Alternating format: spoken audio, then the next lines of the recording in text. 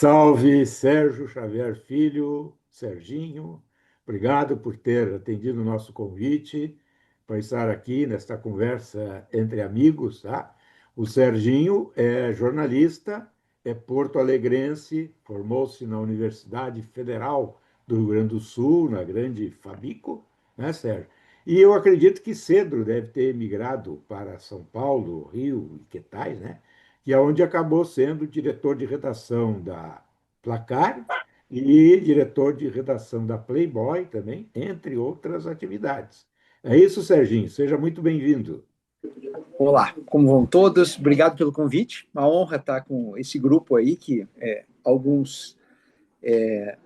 Eu até já trabalhei um pouquinho de leve, assim, e o resto eu sou admirador aí. Você perguntou se eu saí muito cedo, saí cedo demais, sem dúvida. Eu saí em 89, mas há tempo ainda de pegar uma experiência muito interessante, que foi o Diário do Sul, né? Eu peguei quase que do início ao fim, ali nos anos, final dos anos 80, e ainda deu uma ciscadinha ali pela sucursal do Estadão, né? Não sei se o Elmar estava na época lá, acho que sim, já não me lembro direito, porque eu fiquei pouquinho tempo lá como freelancer até. Acho que no Estadão não, o Elmar estava na Gazeta sempre, né? Saiu na Gazeta. Oi? Bom, enfim, Serginho, vamos começar ali pelo gancho do momento, que é o documentário, né? Placar, a revista militante que está nos cinemas, né? Eu vi, já vi, e olha, recomendo com entusiasmo. Ele conta a trajetória dessa revista semanal que se notabilizou pelos dribles, né, que ela dava na censura nos anos 70 e 80. Tanto que ela se engajou na campanha das diretas já e fez um golaço, no caso, quando convenceu o Rei Pelé a posar com uma foto com a camisa amarela, com o dizer diretas já. E o documentário tem depoimentos, né, dos jornalistas que fizeram a história da Placar, claro, mas também dos personagens que fizeram, que compuseram as histórias da Placar.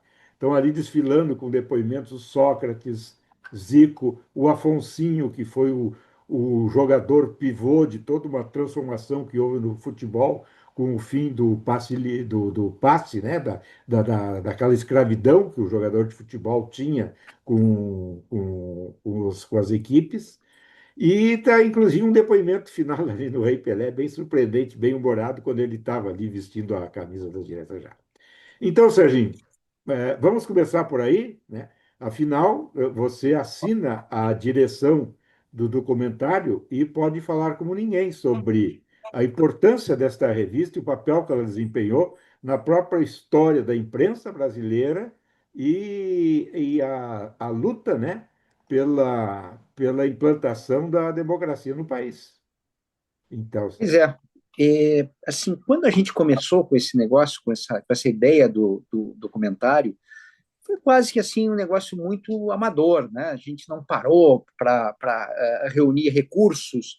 A gente simplesmente escuta, vamos contar a história da Placar, ela vai fazer 50 anos, isso foi antes da pandemia. E a gente começou tentando captar as entrevistas, pensando um pouco que muitos dos personagens já tinham a idade mais avançada, alguns já estavam saindo de cena, alguns já não conseguiam mais se expressar tão bem. Então, pô, vamos captar logo isso. Né? Então, esse foi o intuito. E quando a gente começou, também não tinha uma pauta, né? No sentido de esse documentário vai ser exatamente assim. À medida que as entrevistas foram acontecendo, a gente foi vendo esse lado que você tão bem descreveu, né? Que é basicamente o título do documentário. É uma revista militante. Foi uma revista militante. Hoje ela é outra coisa. Eu aprendi a ler praticamente com a Placar e meu sonho sempre foi trabalhar na Placar. Então, eu fiquei praticamente 20 anos, né? Uns 12 anos como diretor, acho que mais, uns 15 anos como diretor de redação, e consegui, né, cumprir esse meu sonho, a revista que eu fiz já não era mais a revista que deu origem, né, a essa marca, né, que foi a Placar, que foi essa revista extremamente ali militante. E eu acho que a gente foi descobrindo nas entrevistas foi como foi legal e divertido o jeito que se contrabandeava um pouquinho de liberdade. Eu acho que a Placar basicamente era uma contrabandista de liberdade sobre esse assunto leve, que é o esporte, o futebol, tinha coisas muito pesadas ali nas entrelinhas, né, que era basicamente, né, a discussão de democracia e liberdade. Sim, nós estamos falando de um período, né, anos 70 e ainda até a metade dos anos 80, em que boa parte da imprensa, da grande imprensa, tinha censura, alguns até com censores na redação, como no caso do Estadão e do Jornal da Tarde. Então, a Placar acabou funcionando como uma válvula de escape, né? Praticando um futebol à esquerda, como disse É, ali, como anotou o próprio documentário, né, Serginho? exatamente. Isso foi divertido.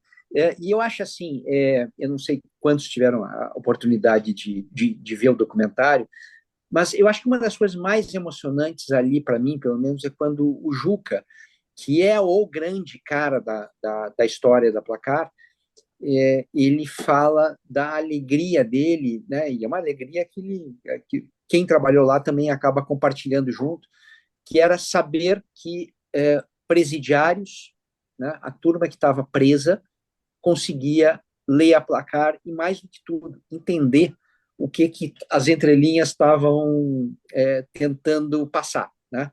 Então, tinha, como nos presídios naquela época não entrava jornal, né, o jornal diário, não entrava a revista Veja, né, que na época tinha também uma postura mais combativa, né? Depois as coisas mudaram bastante. A Placar entrava, e na Placar algumas coisas eram contadas, e os presos entendiam isso. Isso foi legal.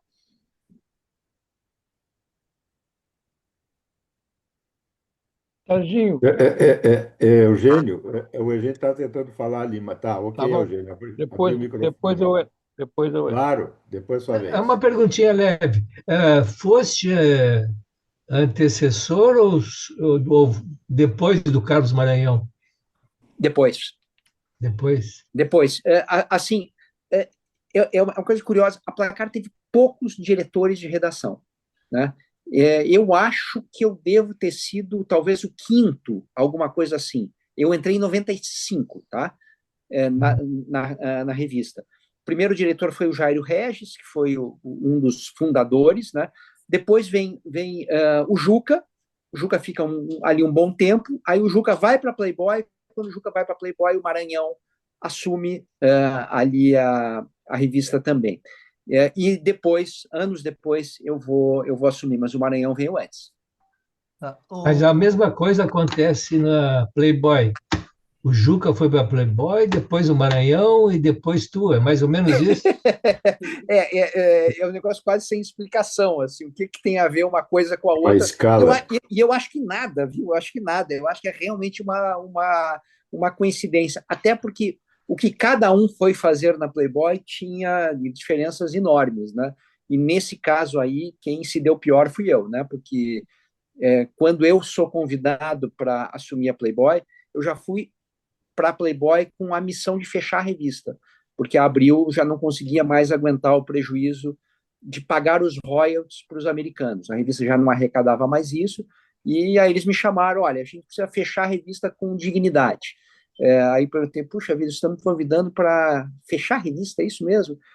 Mas você vai fazer direito, etc., a gente precisa com dignidade. Eu perguntei, quanto tempo você acha que vai levar isso? A gente vai renegociar isso, acho que com 6 meses está resolvido.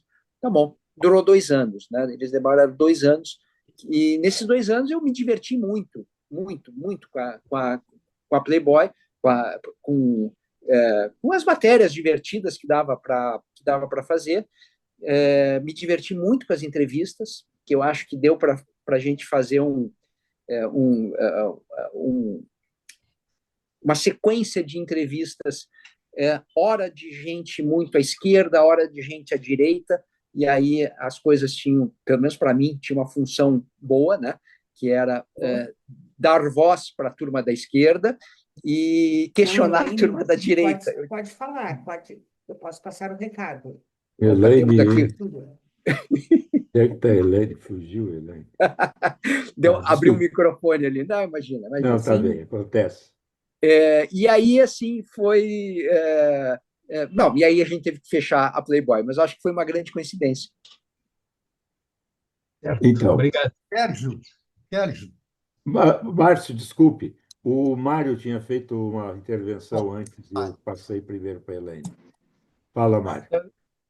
Serginho, eu quero só fazer um depoimento. Te conheço, evidentemente, através da Sport TV. Depoimento eu digo porque eu fiz parte da Placar, com muito orgulho, na metade da década de 70 até o começo, metade da década de 80. Fui correspondente da Placar em Santa Catarina. Tá. E era muito prazeroso, dava muito trabalho, às vezes, aqueles dados do fim de semana, nada. Tabelão, aquilo dava um trabalho danado, especialmente porque eu não estava só, evidentemente, trabalhando com a Placar. Mas, enfim, inventei muito craque, inventei uma maneira jocosa de dizer, entre eles o Zenon, né? Foi um dos personagens que eu trabalhei com ele na Placar. Esse você não inventou, né? Ele já veio de fábrica. Esse já veio com certificado de qualidade. Enfim, infelizmente, né, Serginho, nós não temos mais uma... Nós tínhamos, na época, acho que a Manchete Esportiva também, né, junto com a Placar. Sim. Infelizmente, hoje não temos mais nada, né? E apesar de o futebol hoje ter muito mais, digamos assim, muito mais assunto, enfim. E era muito interessante trabalhar para a Placar, porque ela tinha espaço para todo o país, praticamente. Por exemplo, Santa Catarina, o futebol aqui, naquela época, em termos de projeção, era muito incipiente ainda. O pessoal gostava muito aqui dos clubes do Rio de Janeiro, né? Aos poucos a situação foi mudando, mas, enfim. Então, essa minha passagem pela Placar foi muito significativa para mim, até profissionalmente, né, Sérgio? Até hoje o pessoal lembra, me faz menção a algumas matérias, enfim, era isso, um pequeno depoimento. Depois eu vou te fazer algumas perguntas. Muito bom, Mário, obrigado. Márcio, pode falar, seu Márcio.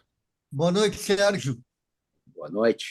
A minha primeira pergunta tu falou agora há pouco que tu comandou a Placar por 15 anos, né? Talvez tenha sido o que mais comandou abaixo do Juca, né? Eu acho que acima do Juca, viu? Em matéria de meses, uma vez eu fiz a conta, eu tinha mais meses do que o Juca, o que não significa absolutamente nada, porque a importância do Juca é inquestionável. E você foi só diretor, né? Ou você chegou a ser repórter e... Eu entrei, Márcio, como editor sênior, tá? Eu já tinha sido um editor já maior na Isto É, tinha sido editor executivo na época, e aí a Placar me convida, porque eu estava fazendo economia na época, né? E eles queriam um olhar diferente, sabiam que eu gostava de esporte, e já tinha coberto a Copa de 94, e aí eles me convidaram para ser editor executivo. Uns 2 anos depois eu virei redator-chefe e no ano seguinte eu viro diretor de redação. Foi isso. Eu entrei diretor de redação em 2000. Quem me contratou foi o Marcelo Duarte e o Juca. Os dois estavam, na época, no comando da revista.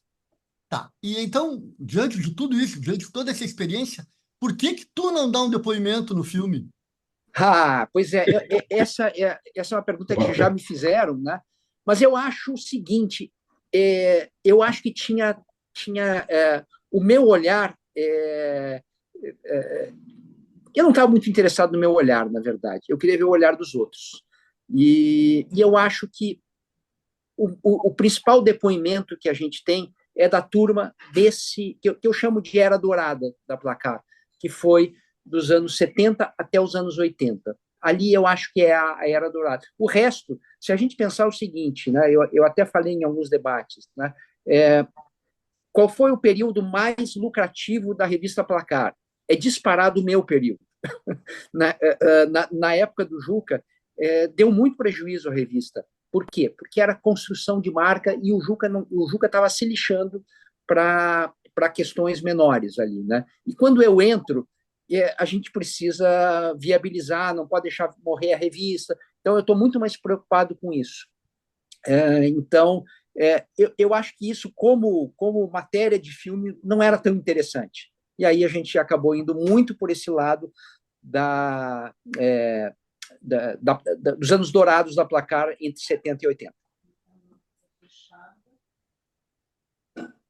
Posso perguntar outra? Pode, claro. Tá.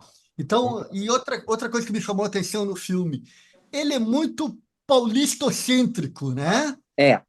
Tá certo, a revista é de São Paulo, a maioria dos personagens são de São Paulo, né? Tem, para mim, um excesso de democracia corintiana e de Sócrates, tá? Concordo Acho que integralmente. até o Zico meio que fala, meio que brincando, não, aqui no Flamengo nós também tínhamos uma espécie de democracia. Claro, mas aí por não ter uma revista carioca, a democracia flamenguista não foi tão exaltada. Tá? Então, mas a minha questão ali é em outro sentido. Vocês falam ali que Placar era uma revista nacional, principalmente a partir do tabelão, né? Eu acho que podia ter sido melhor explorada essa questão nacional, né? Era uma revista que tinha correspondentes em todos os lugares, né? Tá aí o Mário Medalha, que não me deixa mentir. Teve o Divino Fonseca aqui, que durante anos teve à frente da Placar. Tinha um cara que eu acompanhava também, era leitor como tu, Lenivaldo Aragão. Pô, Lá em cima. nome maravilhoso, né? Correspondente no Recife.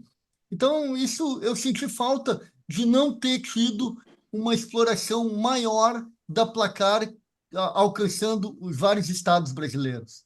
Eu acho assim, essa é uma crítica que a gente já fez aqui e concordamos integralmente.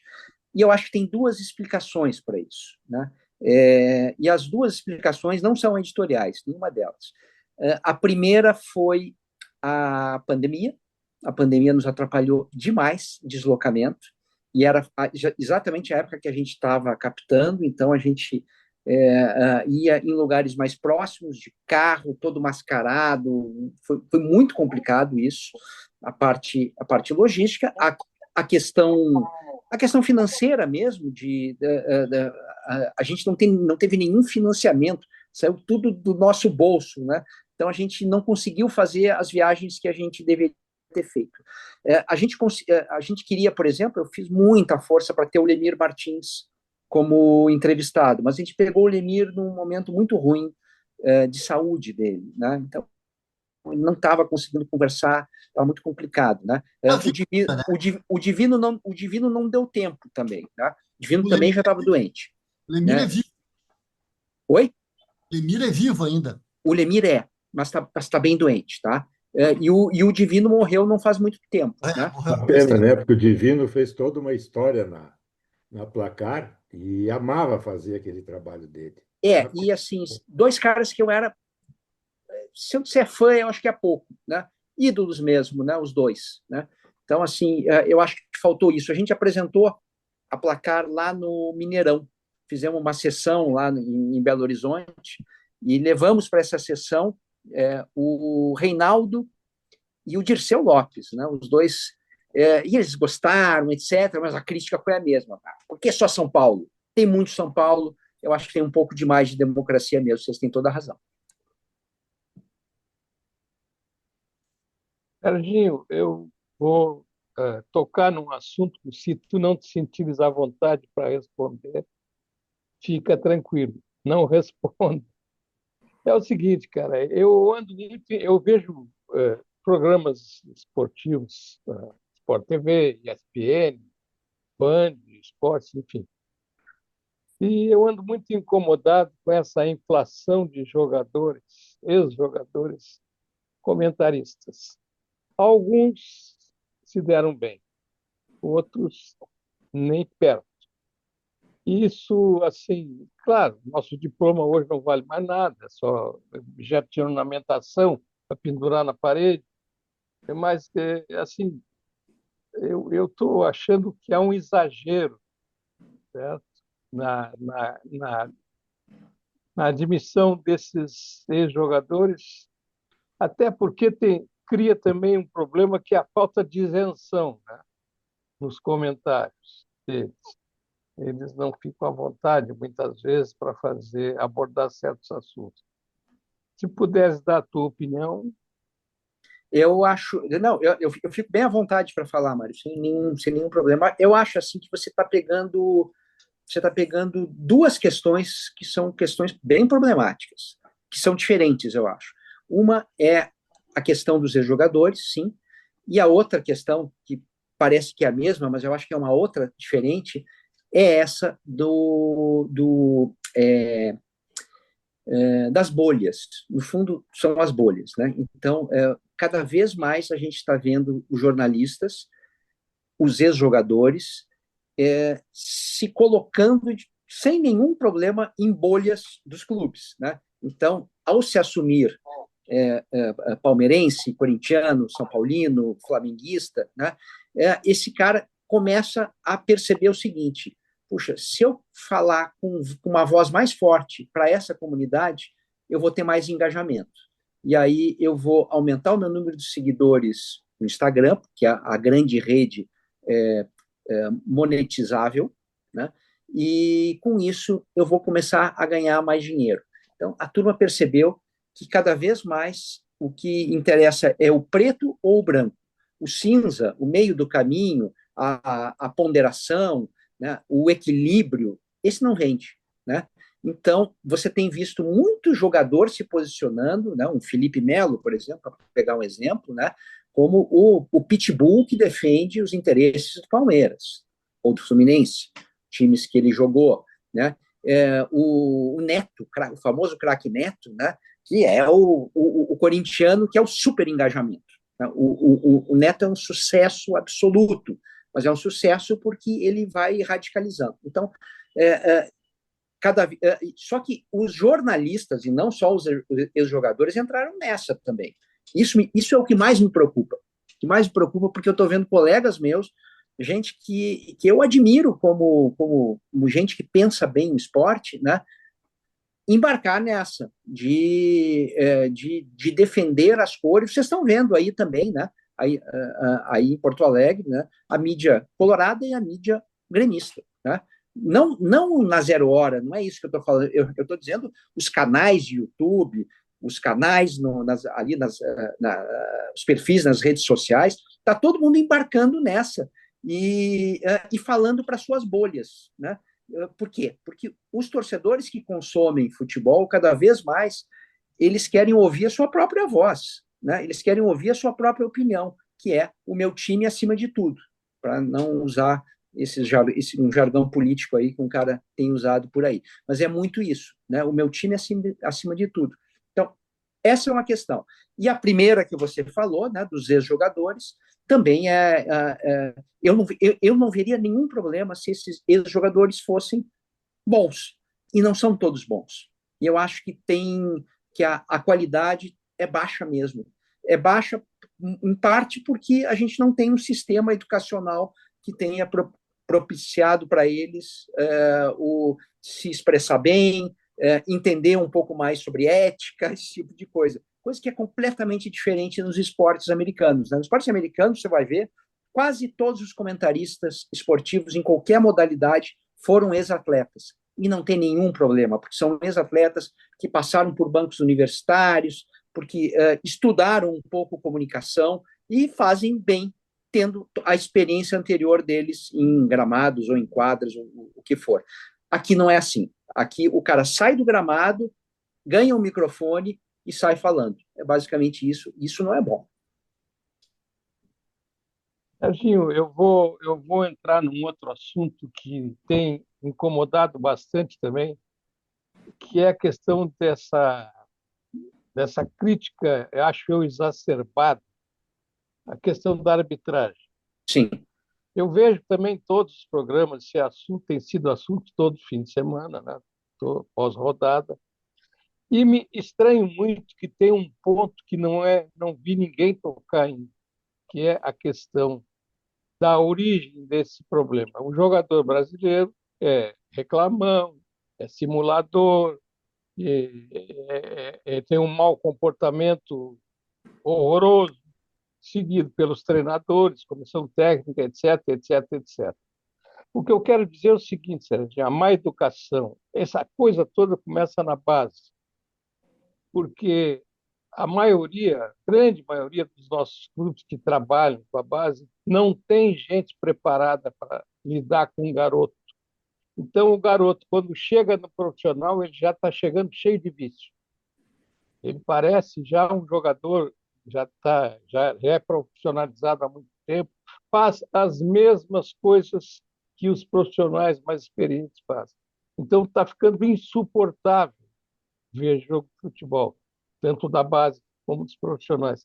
Esse ponto tem me chamado a atenção porque eu não vejo ninguém abordar isso nos programas esportivos, essa questão da base, da má educação. eu desculpe, alguém ia Não, complementar? não, pode tocar, pode tocar. Espera. Tá.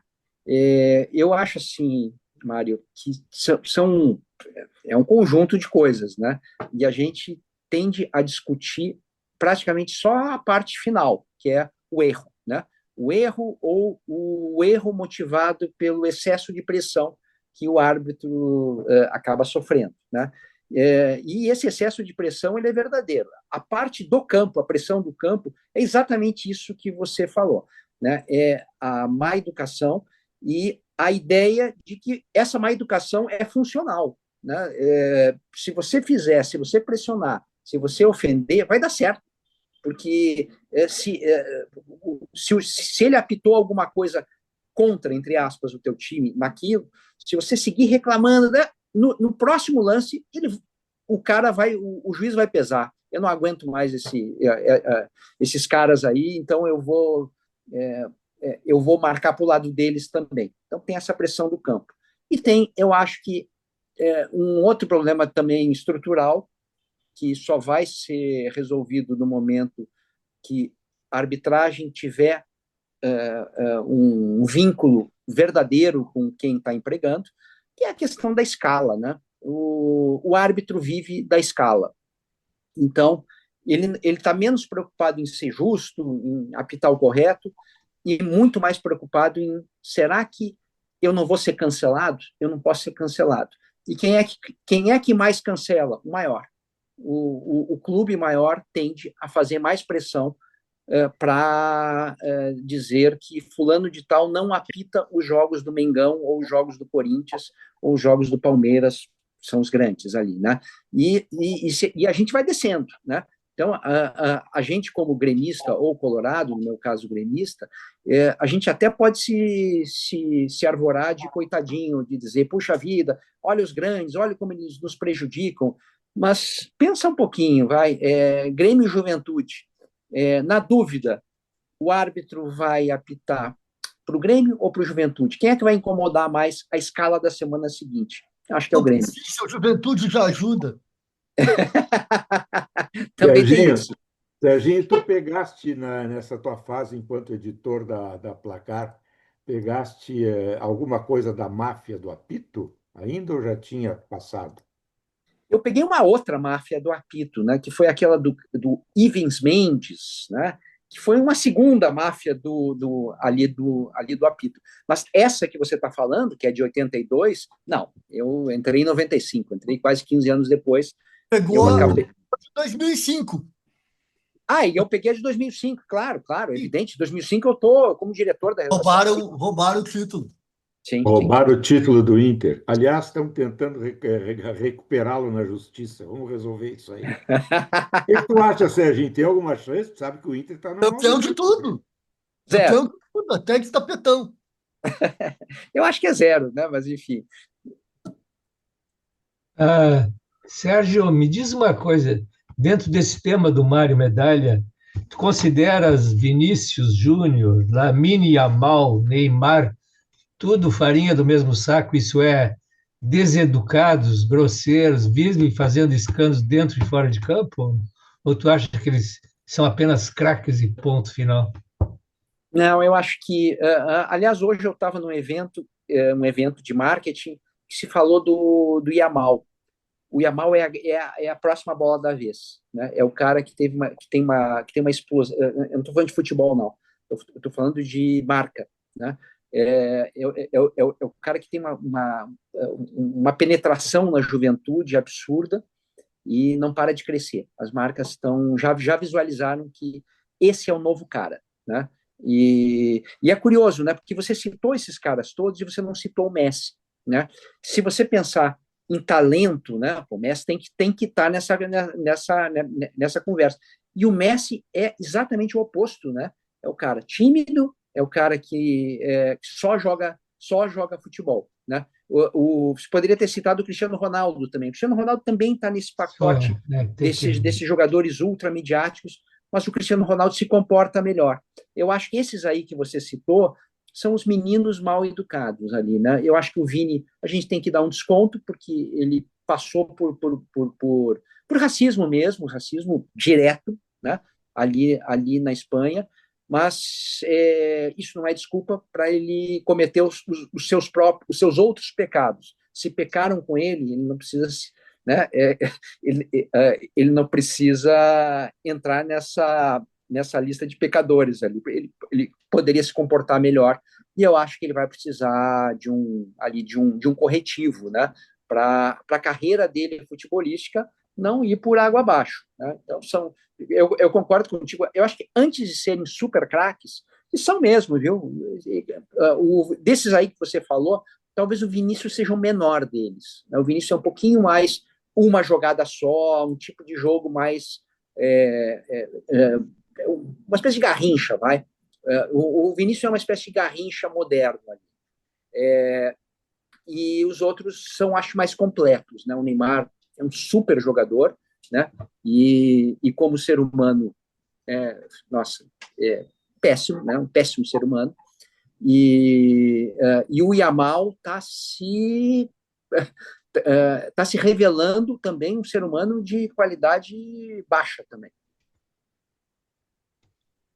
Ainda bem que existe o Cristiano Ronaldo, Messi É, e tantos outros que fazem do futebol uma aula de educação, né?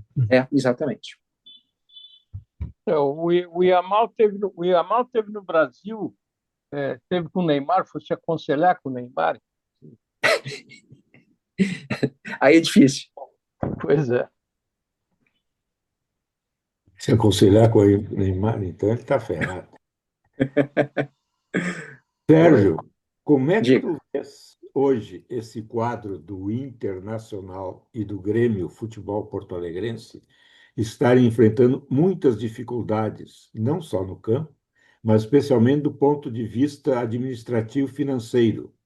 Nenhum dos dois, são dois raros exemplos de grandes clubes nacionais que não aderiram a esse método, essa nova salvaguarda que surgiu, a tal SAF. Como é que você vê esse quadro nosso aqui? Eu acho que assim eles têm uma diferença, o Internacional e o Grêmio, né? Que talvez essa diferença esteja diminuindo, né? Porque independentemente do que acontece em Gramados, né? A parte de gestão do Grêmio deu uma melhorada grande, né? Ali naquela época que se fez condomínio, credores, se pagou conta, as contas do Grêmio realmente ficaram mais azuis ali, né? Só que nos últimos anos para cá as coisas mudaram, né? E o Grêmio está, digamos assim, absolutamente conectado com más gestões, né? E é uma gestão ruim atrás da outra. Então, o que o Grêmio fez de correção ali, de gestão, de pagamento de dívida, o Grêmio está dando vários passos para trás. O Inter não mexeu nisso. Isso eu acho que é preocupante. O Inter não mexeu nisso. Então, a SAF, no Brasil, infelizmente, vai ser uma boia salva-vida mesmo. Quando você estiver numa situação quase falimentar, você vai lá e levanta o braço e vem a SAF te resgatar. Eu acho que em algum momento os dois vão ter que entrar, mas me parece que o Inter talvez tenha que entrar antes do Grêmio, por conta dessa correção que o Grêmio fez antes, e agora já se perdeu. Né? O que aconteceu de bom para o Grêmio, cada vez mais fica no passado. E aí, assim, quando a gente vai olhar o campo, né, o campo eu acho que é muito reflexo disso. Né? A situação dos dois é muito, muito triste. Né? Eles pararam de ser competitivos, basicamente isso.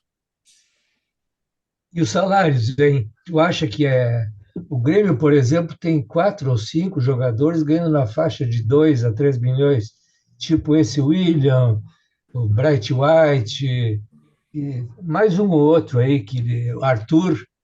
Tu acha que os clubes têm condições de suportar isso? Eu acho que O Flamengo, por exemplo, paga, mas tem renda, né?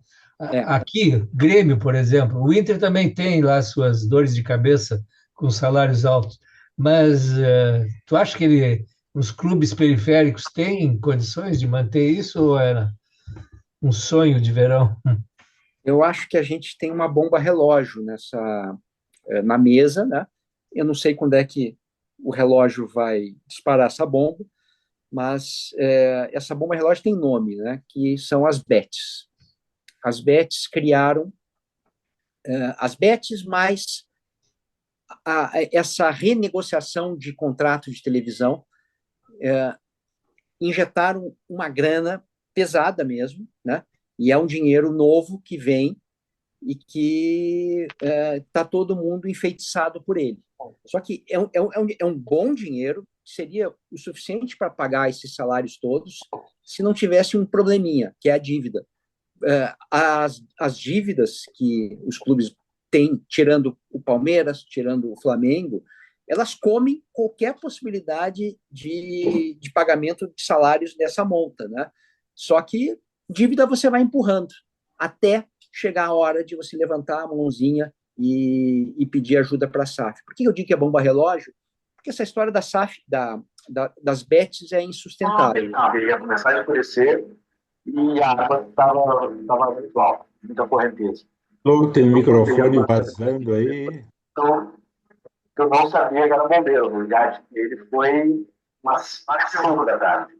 As pessoas lá começaram a sair gritando na rua, a água está enchendo, está enchendo. Aí nisso vinha vindo o São Paulo. Eu nem conhecia ele. Não estou identificando, que eu acho que era você, Polidoro, tá? Mas, o Serginho, ainda sobre isso, a maré dos times gaúchos, Grêmio e Inter, é tão ruim que até o patrocinador de bet deles está sem dinheiro. Você sabe que andou atrasando o repasse e os salários estão atrasados? Não sei exatamente como é que está a situação hoje. Continua atrasado. É muito pé frio, né? É uma piada de mau gosto essa, né? Quer dizer, nem a Bet a gente sabe escolher direito, né? Elas um pouco, eu digo um pouco.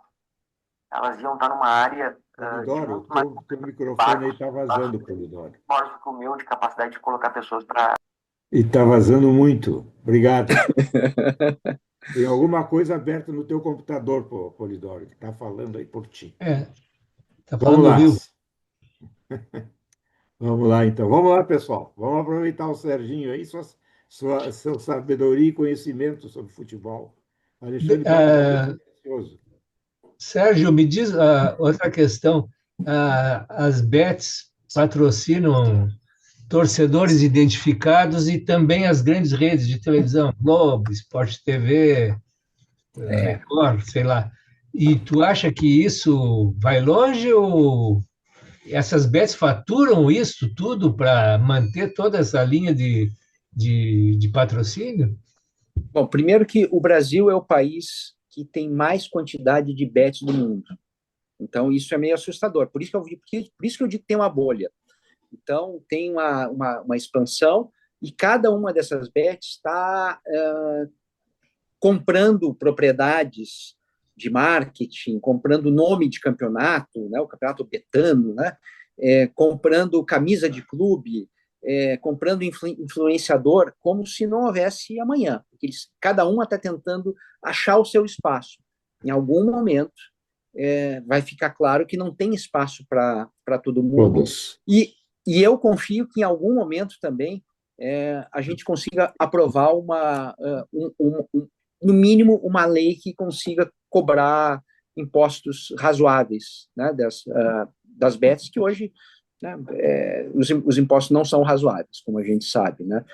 Então, quando isso começar a acontecer, fora a possibilidade de uma regulamentação, de você, por exemplo, trabalhar a bet como cigarro, né? Já que nós estamos falando de um dos vícios mais complicados de você se livrar, que é o vício das apostas, por que a gente pode anunciar sem pudor, né, na televisão, criança vendo, etc. Por que a gente pode estimular isso, sabendo que o prejuízo, até para a saúde da população, vai ser tremendo? Então, essa história não vai dar certo. Isso é óbvio, né? Acho que vai haver uma purificação, então? Eu acho. Talvez demore, tá, Eugênio? Talvez demore bastante. Deu um tilt na conexão do Serginho, ou foi comigo aqui? Ai, meu Deus do céu.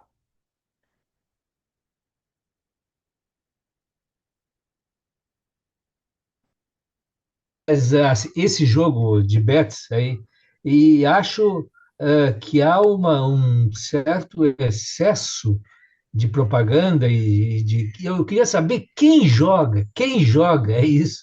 Que tipo de gente? Pobre. O pobre? O pobre. Isso é o mais triste, viu? Quando você começa a pegar pesquisa de quem mais joga, é o pobre. E se você fizer... isso nós estamos falando de duas coisas, hein? A gente está falando de volume e nós estamos falando de proporção. A proporção do salário que o pobre investe, vamos chamar assim, em bet, é descomunal, né? E tem o seguinte, a bet esportiva, eu acho que ela é particularmente mais nociva, porque quem aposta em futebol e gosta de futebol tem um pouco a noção que, não, eu sei futebol, eu entendo futebol. Então, eu estou vendo, eu sei que Grêmio e Juventude é um jogo tranquilo, né? Então, eu sei que eu posso apostar no Grêmio, né? E o esporte, ele não tem essa lógica, né? Ele não tem uma lógica de você estudar estatística e, a partir dali, certeza que aquilo vai acontecer. Serginho, e a Bet nunca perde, como a gente sabe, né? A Bet está sempre levando seus 10%, seus 15%, tá tudo certo. Serginho, é o Ricardo Bueno aqui, apenas para dar o meu boa noite, te saudar. Opa. E dizer o seguinte, que no caso de Grêmio e Juventude, é 100% certo que o Grêmio vai ganhar, né? Apenas Ricardo, Ricardo, a conversa é séria aqui, Ricardo. Estamos conversando com verdade aqui. Mas sério, Oliveira, séria é essa tradição milenar da filial do Tricolor ali, né, em Caxias, filial de entregar sempre. Tá bom. Que é sério, Vieira. Tá bom. Tá bom. Mas, Sérgio, essas bets não tem a reboque outros jogos, tipo Tigrinho, Cassino, isso aí. Não é aí que eles faturam? Não, eles faturam por tudo, Eugênio. Porque é que nem um cassino. Tem ali, né, o croupier com o pôquer, tem a roleta, né, tudo 10% é do cassino. Tanto faz qual o jogo, né? Só que eu acho que o esporte é pior, e o esporte movimenta muito dinheiro, né, movimenta mais do que tudo, porque ele te dá a impressão que não é um jogo de sorte, ou melhor, não é um jogo de azar, né? É um jogo de conhecimento. Tem gente que se considera, né, um investidor, né? olha aqui, eu sei, isso aqui é como se fosse um ativo do mercado financeiro. Estou confiando, os juros vão subir, eu tenho conhecimento, eu vou e aposto. O cara usa o esporte para isso. E se tem algo mais imprevisível, incontrolável, é o esporte, né? O esporte tem essa característica. Ainda bem, é por isso que a gente gosta desse negócio. Ah, o cara aposta R$ 5 e ganha, por exemplo, 15. Isso aí dá ânimo ao apostador ou não? Eu eu vou dar um depoimento pessoal agora, né? Que a única vez que eu apostei, tá? Eu tava em casa, coisa e tal, quando me liga um amigo aí de Porto Alegre, dizendo o seguinte, e ele sim, ele é um apostador ali, coisa e tal. Você viu o que aconteceu? O Roberto Jefferson saiu metralhando os caras lá, etc, né? E aí, pô, que coisa, não sei o que, não. Mas você viu como é que tá a bet? Porque tinha aposta, né? Tinha aposta em Lula ou Bolsonaro, né? E, e não fazia nenhum sentido, porque apesar daquilo, o Bolsonaro estava pagando a mesma coisa que o Lula, né? E o Lula já tinha ganho o primeiro turno. Então, assim, tinha algo estranho mesmo, no sentido de que ali não era só a questão da aposta, ali tinha uma questão de crenças nos candidatos, etc. Então, o Lula estava pagando muito. Basicamente, esse é o resumo da ópera. E ele disse, eu estou apostando uma super grana. E aí, eu olhei aquilo e fui por impulso. Eu também. Eu vou tirar dinheiro de bolsonarista. Essa foi o meu sentimento. Quando chegou o dia da eleição, eu quase morri, né? Porque aconteceu o que aconteceu, né? O Lula ganhou, beleza, mas quase perdeu, né? E, e eu vendo, além do país todo, eu lembrei, mas eu ainda tenho dinheiro apostado ali, coisa e tal. Aí eu aposto, beleza, ganhei a aposta, acabou. Aí quando eu fui tirar o dinheiro já nem me lembro qual era, Betano, o que era, quando eu fui tirar o dinheiro, não dava para tirar todo. Tinha que deixar um pouquinho, porque eles fazem isso, né? Então, a retirada, eu podia retirar 90%. Então, ficou lá R$ 200 ali, etc. Tá bom.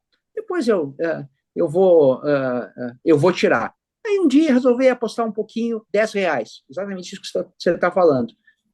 Em resumo da ópera, eu que achava que conhecia futebol, apostando só no Manchester City, no Liverpool, nos times que ganhavam tudo, etc., né? Aquela coisa, eu ganhava um, perdia duas, aí daqui a pouco ganhava duas, perdia uma, três, e em 3 semanas o meu dinheiro sumiu, né? E pouquinho, sem nenhuma piração. É o negócio mais simples do mundo você ser rapelado por esse mundo das apostas, porque, basicamente, vamos lembrar, a casa sempre te leva 10, 20%. Então, você está sempre contra as probabilidades. Os caras vão ganhar. Pode demorar uma semana, um mês, um dia ou uma hora. Você vai perder. Começaste comentando isso, dizendo que era uma situação muito estranha. O que foi estranho para ti nessa aposta Lula versus Bolsonaro? O estranho é o seguinte: no momento que o Jefferson estava metralhando todo mundo, e você tinha pesquisas muito vigorosas a favor do Lula, a cotação dele estava igual. Não fazia sentido. O Lula deveria pagar pouco, o Bolsonaro deveria pagar muito, se você olhasse os dados que tinham na mesa. Então, essa aposta eleitoral, ela envolvia mais coisas, envolvia a crença. Então, tinha um monte de gente de bolsonaristas que estavam apostando contra as probabilidades, apostando na sua crença. E por isso dava um pequeno desequilíbrio, estava pagando muito, nesse sentido. Né? Você pode até argumentar, isso é o que eu achava, né? Porque, na verdade, estava empatado. Pode ser, porque no final das contas deu quase empate. Pode ser. Exatamente. Também. Isso aí. Alexandre, tua vez. Tem que abrir o microfone, Alexandre. Bem, boa noite. Eu queria queria perguntar uma coisa para o Sérgio, muito complexo assim. Sérgio, eu queria te ouvir um pouco assim, sobre o cenário do futebol como um todo no Brasil. Às vezes eu tenho a sensação que só eu estou preocupado com isso. A gente tem uma CBF que há anos não administra nada, uma seleção que é um fracasso há anos, buscamos agora um treinador estrangeiro, que até não vejo problema, mas é uma coisa que nunca antes da história desse país se pensou, né? Ter um estrangeiro, a gente tem um cara qualificado, menos mal, né? A gente tem uma seleção brasileira que não joga no Brasil. Quando ela é convocada, ela se reúne em Barcelona, joga na Europa, se desfaz da Europa, eles nunca vêm ao Brasil. A gente tem clubes, agora vou pegar nós aqui, um campeonato que nos últimos anos tem 2 ou 3 que despontam, Flamengo, Palmeiras, pela grana, os clubes falindo como um todo, a gente falou de, não vamos nem perder tempo falando de Inter e Grêmio, é, as bets tomando conta do cenário e muitas vezes envolvida em situações pouco republicanas. A gente tem os clubes, tu mesmo falou aí na SAF, né? Se atirando para cima da SAF. Inter e Grêmio só traz o jogador. Aí tu pega Inter e Grêmio, assim. Se reforçam com jogadores que já se esgotaram na Europa, o Arthur e outros aí que vêm.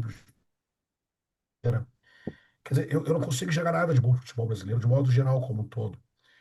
E eu fico pensando, se eu sou Globo, se eu sou grandes anunciantes que precisam desse negócio bom para poder vender, eu fico pensando nesse produto. Eu não consigo enxergar mais isso num grande produto. O que que tu acha disso tudo que eu falei?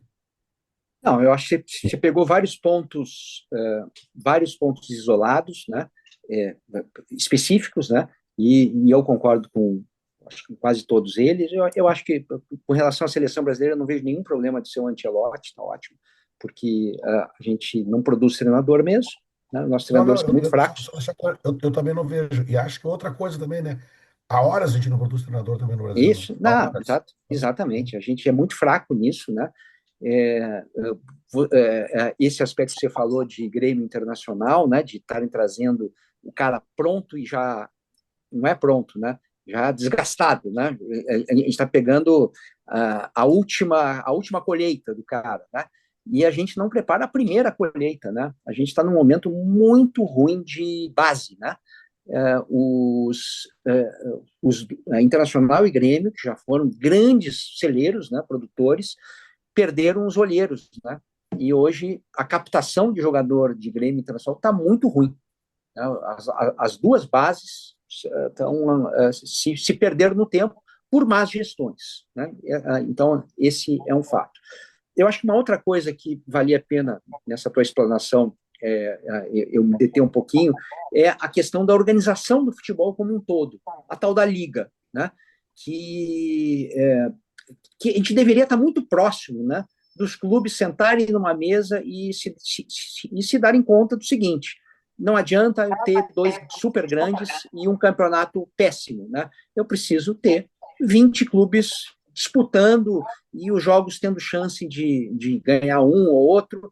É assim que funciona qualquer liga de sucesso em qualquer esporte. A NBA, por exemplo, não, o esporte americano, né, o beisebol é a mesma coisa. Eles têm um sistema que é completamente diferente, específico, que é esse da universidade, né? Você vai, o cara entra na universidade, os melhores talentos vão disputar um draft, né? E nesse draft você tem os melhores, o número 1, o número 20. E aí o time campeão vai escolher o jogador número 20. E o time que ficou em último vai escolher o número 1. Então, assim, é um negócio que é para equilibrar os jogos como um todo. Então, a liga preocupada com a liga, né? Então, que bacana.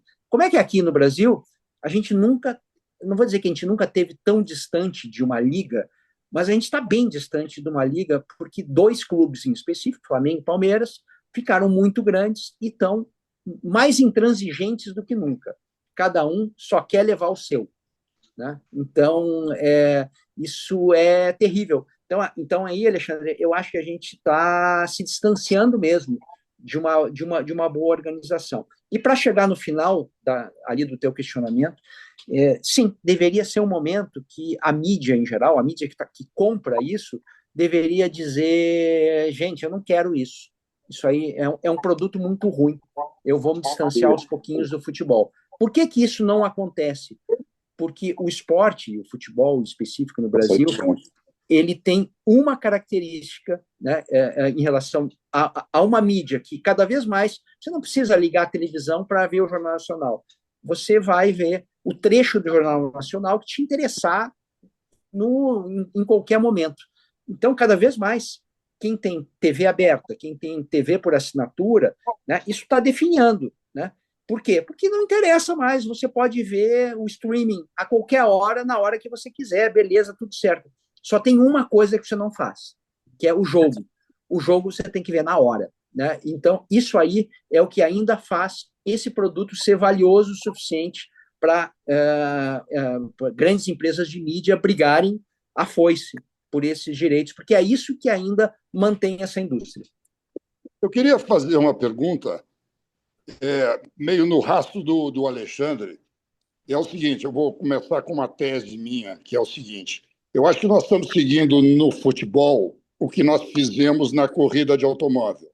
Há 30 anos, 40 anos, nós tínhamos Piquet, tínhamos o Senna, tinha até outros. Tal. Nós éramos os craques do volante. E há 30, 40 anos, nós ganhávamos tudo no futebol. Esse era o país do futebol. Só que agora é o seguinte, nas últimas Copas, vou dar um exemplo, eu não sou entendido em esporte nenhum. Aliás, meu esporte é o sumô, todo mundo sabe. Eu sou fanático pelo sumô. Mas eu quero dizer o seguinte, aí nos últimos anos me aparece o Marrocos, me aparece a Croácia. Então a minha pergunta é o seguinte, bem simples. Nós vamos nos tornar um país periférico no mundo do futebol? Acho que não, viu, Casarré? Pelo seguinte, porque o básico ainda desse jogo de seleções ainda é o jogador que nasce naquele lugar e joga por aquela seleção. E a nossa formação de jogadores segue muito forte. A gente tem a maioria dos jogadores na Europa, da mesma forma que a Etiópia e o Quênia têm a maioria dos corredores de longa distância. E por que eles têm? Porque é genético? Porque esse lugar é abençoado por Deus e bonito por natureza? Não é, né? É porque o jeito ainda de você sair da miséria no caso do Brasil, o futebol, o samba, o pagode, né? São essas possibilidades, esses atalhos, já que o jeito o caminho da educação é um caminho muito tortuoso, muito difícil e que é muito dificultado para quem é desfavorecido. Então, essa é a possibilidade. Então, a gente sempre acho que vai estar formando jogadores. Se organizar um pouquinho esses jogadores, o Brasil acho que volta a ser protagonista. Está ali entre os 4, entre os 5. Hoje o Brasil não está entre os 4, entre os 5. Acho que o Brasil está entre os 10. Mas se bobear, o Brasil até pode ser campeão, que nem a Croácia, que nem o Senegal, sei lá quem. Mas, assim, eu não acho, não, que a gente vai se tornar periférico. Acho que a gente vai seguir sendo protagonista. Eu só queria fazer um comentário que é o seguinte. Eu acho, chutando assim há 30, 40 anos, os jogadores que jogavam na Europa eram basicamente brasileiro, argentino e uruguaio. Né? Hoje nós temos dos árabes, do Marrocos, de toda a África, tu entendeu? Eu acho o seguinte, que aquele papel de preponderância que nós tínhamos, inclusive numérica, está desaparecendo. E outra coisa, por exemplo, quando tu falas nesse argumento de que nós temos um país pobre, que os pobres fazem o esporte, o leste europeu, que vive numa pindaíba semelhante à nossa, eles dominam o tênis hoje, eles dominam nos homens e nas mulheres. Né? Então, e outra coisa, eu acho que a formação de jogadores hoje, que embora, concordo contigo, seja boa no Brasil, ela também é boa na Alemanha, ela também é boa na França. A França que nunca teve craque, tem o Mbappé lá, entendeu? E a Alemanha também tinha uma bela equipe, agora eu acho que anda por baixo. Mas estou dizendo o seguinte, eu não consigo ser tão otimista quanto tu, cara. Eu não sou otimista, hein? Por favor, eu não sou otimista, não. Não, eu acho o seguinte, simplificando, né? Eu acho que assim, nós fomos um país de futebol e a nossa tendência é pela lógica do mundo, cara. Entendeu? Aqueles países, quando tu pega uma Suíça, quando tu pega uma Suécia, tu pega uma Noruega, os filhos deles são todos filhos de imigrantes. Né? O time da Suíça ali, metade é albanês, metade é do Kosovo, metade é da Croácia. Tu entendeu? É isso que eu digo. O futebol se mundializou, né, cara? Não é mais Argentina, Uruguai e Brasil. Tem muito mais gente, sim. Sim. Não, eu concordo, tem muito mais gente, mas ainda o nosso volume é grande. A gente vive num país enorme, né? E tem muita gente com esse sonho. Quanto mais gente tiver esse sonho, mais volume, mais chance de aparecer um talento no meio de tanto volume, né? Por isso que sai corredor na Etiópia e no Quênia, né? Por isso que sai velocista na Jamaica, na República Dominicana. São países pequenininhos ali, né? Mas todo mundo quer ser velocista lá. Então, eu acho que essas coisas ainda acabam tendo uma certa influência. Serginho, eu não lembro de a gente ter vivido aqui no Brasil. Eu comecei a acompanhar futebol aí 14 anos e tal, mas evidentemente nos anos 70 já estava sabendo o que era o jogo da bola. Então, 70, 80, 90 até os nossos dias, eu não lembro de a gente ter chegado num estágio como o que nós estamos agora, em que Flamengo, Palmeiras e talvez algum outro candidato aí, eventualmente pode ser o Cruzeiro, algum outro, esteja tão distanciado dos demais, né? Entre a coloradagem com quem eu falo mais frequentemente e também entre muitos gremistas, começa a se construir uma percepção de que nós seremos coadjuvantes daqui para frente, salvo raras possibilidades de dar uma estocada e beliscar alguma coisa, em especial nas Copas, né? Mais ou menos como acontece em vários países da Europa. Tem 2 ou 3 por país que estão sempre nas cabeças e o restante é livre atirador. Se tu concordas com essa minha percepção, não te parece que isso é algo bastante significativo e que vai mudar a forma do convívio do torcedor com o mundo da bola? Quer dizer, os meus amigos não se conformam. Vários estão dizendo que vão largar. É preciso considerar uma variável de que muitos estão na faixa dos 60 anos, e talvez isso acontecesse de alguma maneira, né, de sair um pouco da prática do futebol. Mas não te parece que é uma coisa bem radical e significativa e que vai nos levar a toda uma reformulação do negócio futebol no Brasil? Ô, Ricardo, Serginho, deixa eu só acrescentar ao que é o meu medo também, viu, Ricardo? Eu tô vendo a coisa desse jeito também. Nós vamos ficar com Flamengo, Palmeiras, sei lá, nem o Corinthians hoje mais, porque está numa pindaíba danada. Não, aqui não casa o fair play financeiro, certo? Vamos lá. Eu acho assim que se a gente pensar no que aconteceu com o Flamengo, o que aconteceu com o Palmeiras, olha, eles não demoraram muito tempo para se arrumar. Foram arrumações relativamente rápidas. Em 3, 4 anos, 2 anos, eles toparam uma pindaíba, daqui a pouco começaram a recuperar e foram e andaram e ficaram grandes. Então, eu acho que não é difícil, sobretudo para clube de grande torcida, fazer algo parecido, que é se arrumar suas contas minimamente e aproveitar o dinheiro que está entrando. Acho que, principalmente, o Corinthians pode fazer isso, né? Porque o Corinthians tem a roda do Corinthians não para de girar. Entra muito dinheiro, tem muita torcida, dá para fazer isso. Mas, assim, é tanta incompetência lá que eles ainda não entraram nisso aí. Se o Corinthians entrar, não é mais 2, aí já é 3, né? Tem a possibilidade, por exemplo, de alguma administração mais desastrosa no Palmeiras, no Flamengo, e daqui a pouco eles fazem uma queda. O que eu quero dizer é o seguinte: a nossa gestão de futebol é tão ruim, do modo geral, né? Principalmente porque a gente tem esse modelo associativo, né? A cada 4 anos entra um presidente, o cara pode ser meio maluco ou o cara pode ser muito bom, né? A ponto de, por exemplo, nesse campeonato, o 4º colocado é o Mirassol, né, gente? O Mirassol não é nada, absolutamente nada. Então, basta você se arrumar um pouquinho, você já está competindo no futebol brasileiro. Isso vale talvez para Grêmio e para Internacional. Uma pequena arrumada, não precisa nem ser uma arrumada gigante, né? Uma pequena arrumada, de repente, consegue fazer Grêmio Internacional voltar a ser competitivo por um certo tempo. Mas, claro que a gente está, nesse momento, vivendo uma certa espanholização, né? Real Madrid, Barcelona, Barcelona, Real Madrid, hoje Palmeiras, Flamengo, Flamengo, Palmeiras, mas mesmo assim, nem Flamengo nem Palmeiras vão ser os campeões da Copa do Brasil esse ano, né?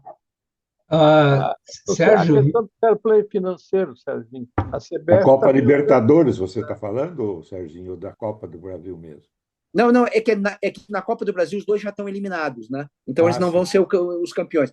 E na Libertadores talvez não também, né? Então, a um passo da eliminação, ambos. Um deles eu acho que está 2 passos já, né? Palmeiras. Exatamente, né? Mas sobre o fair play financeiro, conhecendo o que está acontecendo na CBF hoje, eu acho que está bem longe a CBF não tem nenhuma força para exigir fair play financeiro de ninguém, infelizmente. Mas deveria, claro, óbvio. Desculpe, Mário, pode falar agora. tudo bem, já era isso. A questão era essa, do fair play financeiro, que a CBF está pensando nisso, pelo menos. Está pensando de uma forma longínqua, está bem longe mesmo. num exercício futurístico ou absurdo, tu acha que botando a camisa do Inter no Mirassol seria a mesma coisa? Ou não? Poxa, que boa pergunta. Botar aqueles mesmos jogadores com a camisa do Inter, eles jogariam tanto assim ou não?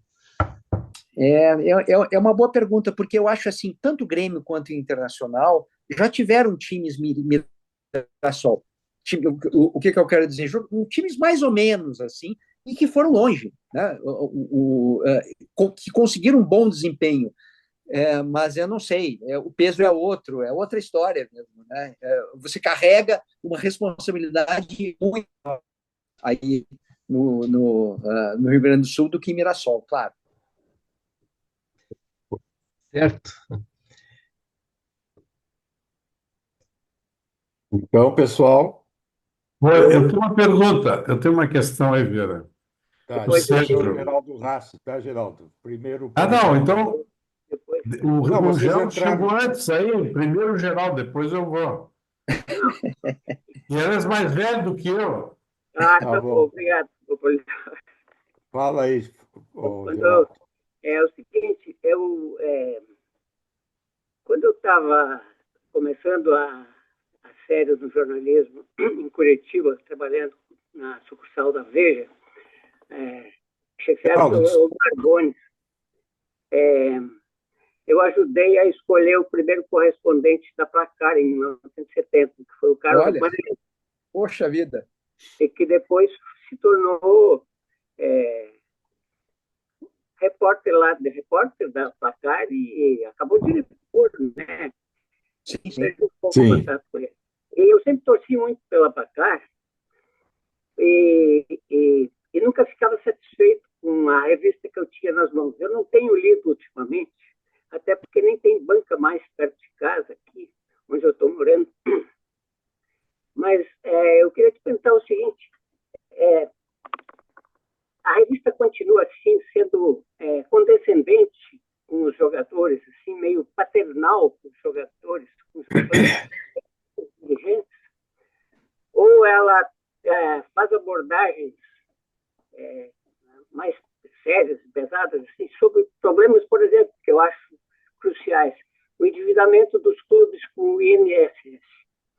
Não cabe aí pensar em um ranking mensal sobre a evolução das dívidas, dessas dívidas aí, eu não sei se tem outras, mas eu acho que a grande dívida, até onde eu sei, é com o NPS. Ok? Só essa pergunta. Olha, Geraldo, bom, primeiro que, começando pelo princípio lá, né? Sim, muito condescendente, muito, tá? Então, assim, não estão tratando desse assunto. Agora, quem hoje tem a Placar é um grupo pequenininho, um grupo que está pensando mais em negócio, uns caras que vieram do mercado financeiro. Então, assim, esquece, tá? Não é aí que vai vir uma grande discussão de futebol. O que eu te digo é o seguinte: até o momento que eu fiquei na Placar, eu saí em 2015, já faz 10 anos, né? A gente tinha periodicamente matérias de grandes discussões sobre a vida financeira. Isso a gente nunca parou de fazer. Na minha época, né? E na época do Juca também, muito mais, claro. Mas a gente sempre fazia. Agora, essa nova Placar não tem a discussão, ela acontece em alguns lugares, de vez em quando você lê em algum jornal uma boa discussão de dívida, mas assim, tem pouca gente falando sobre o que realmente interessa, né, que é essa parte da gestão e como a má gestão está liquidando os clubes no médio prazo. Olidório, tudo contigo. Bom, agora, nesse período aqui, eu já mudei várias vezes o que eu ia dizer. Agora eu vou ter que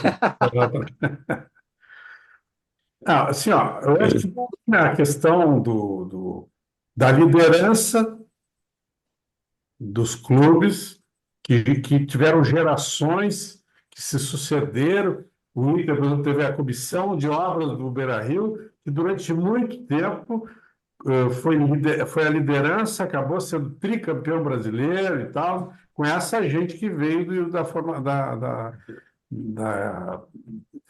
obra do estádio, etc.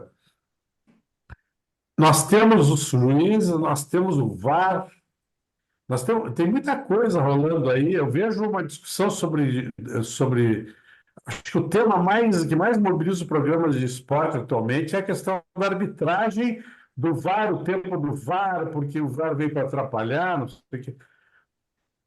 Então, e tem problemas e não é um problema, né? São vários problemas. E eu acho que também a questão econômica financeira, teve épocas. Eu me lembro quando o São Paulo foi tricampeão mundial, eu tinha certeza que o São Paulo ia virar o Real Madrid do Brasil da China. E desabou o São Paulo depois e tal. Então, eu não acredito que essa coisa do Flamengo e do Palmeiras vai muito longe. Quando sair esse treinador do Palmeiras, aí vai terminar um ciclo do Palmeiras. Vai ter que. E tem aquela mulher lá que está mandando. Leila. A Leila também. A Leila, não sei se ela é presidente ainda e tal, mas essas coisas têm ciclos, né? O Flamengo tem essa coisa de ter a torcida, o dinheiro e tal, protegido um pouco também pela mídia, principalmente a mídia carioca, né? Essa absorção da morte dos meninos lá, isso aí foi um escândalo, né? E tá se passando pano aí, tá, nem se fala do assunto. Mas eu não acho que esse quadro de Palmeiras e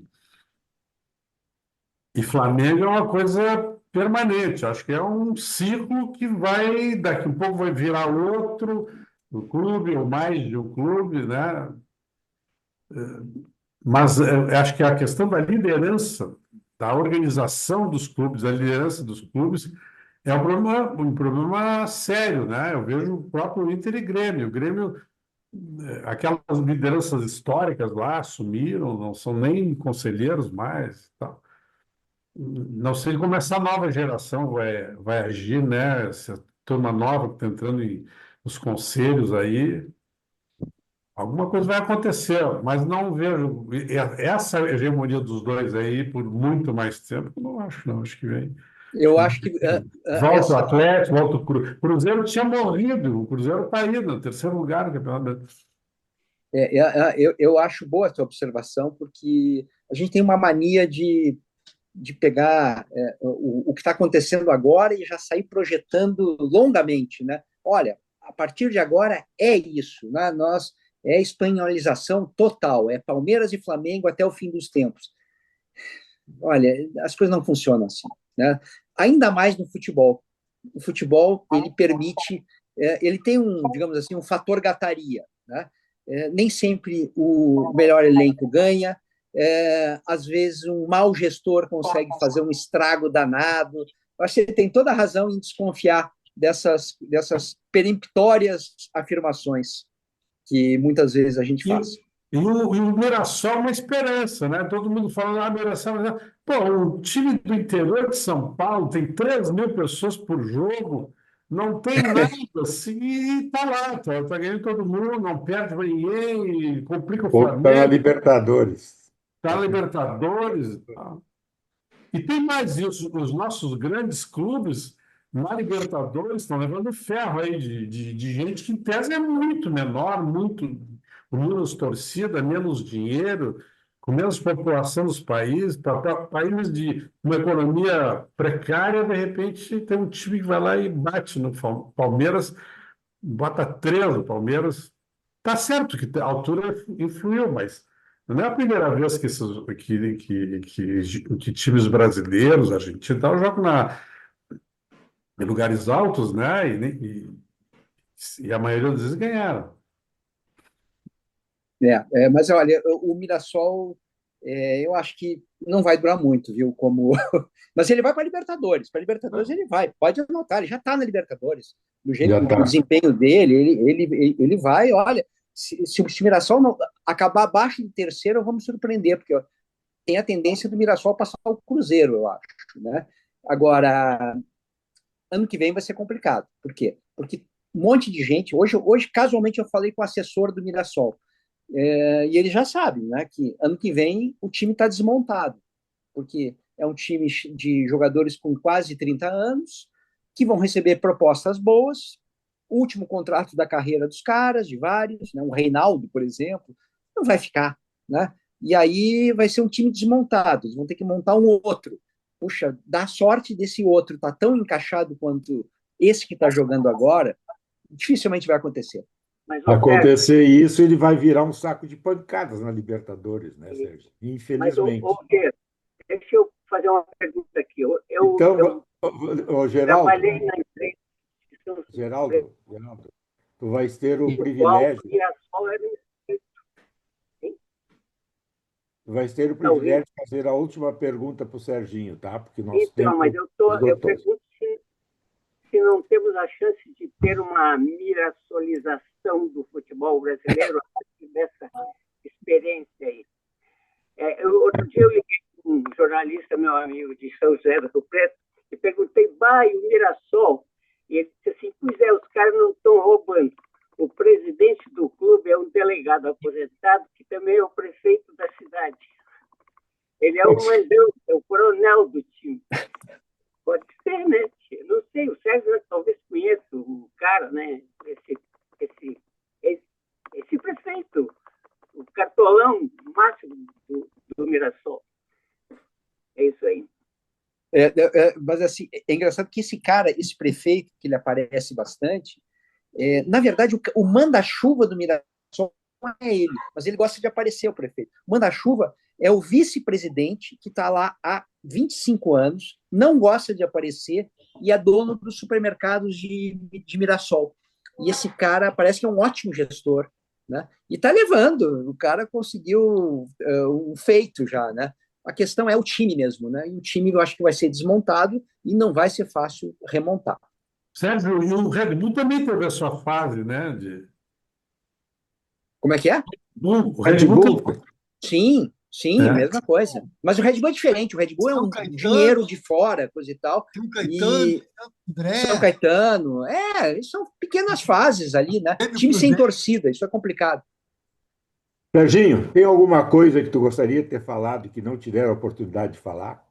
Não, eu acho que eu falei demais até. Não, absolutamente, foi uma grande conversa. Serginho, muito obrigado, pessoal. Realmente tivemos um belíssimo encontro. Voltaremos semana que vem. Grande abraço, obrigado, Serginho. Valeu, obrigado, abraço.